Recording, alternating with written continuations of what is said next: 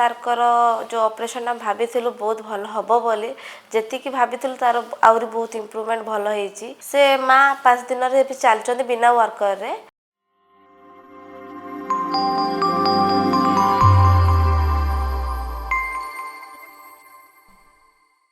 बहुत सारा प्रॉब्लम थिला माँकर आंठुरे इश्यू थिला जोटा कि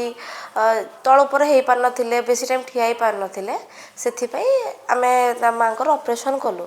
बापा को ऑफिस रे जने स्टाफ थिले से एठी आसीकी सिंह सर को पाखरे ऑपरेशन हेले तांकर भल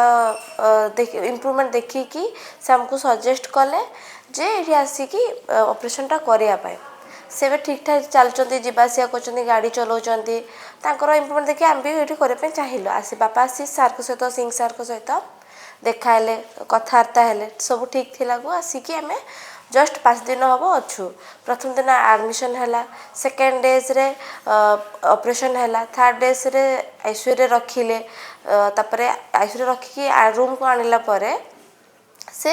धीरे धीरे फिजियोथेरापी वर्कर स्टार्ट कले चलैया धीरे धीरे हाथ छाड़िक भी चलिले आउ खाइबा पीवा रूम सर्विस रे सब ए टू जेड भल रोचे आउ माँ को प्राय माने बेसी पेन है गोड़ 2 मास है 2 मास आम कि बुझीपारू कौन करूँ बहुत सारा जिनस कथबार्ता डॉक्टर सहित कौन करूँ कौन ना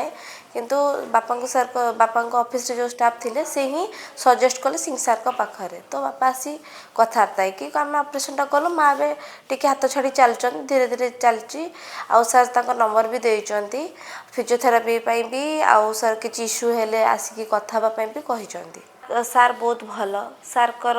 जो ऑपरेशन हम भाविलु बहुत भल हम बोली जी भाविलु तार आहरी बहुत इम्प्रूवमेंट भल होती से माँ 5 दिन चलते बिना वर्कर रे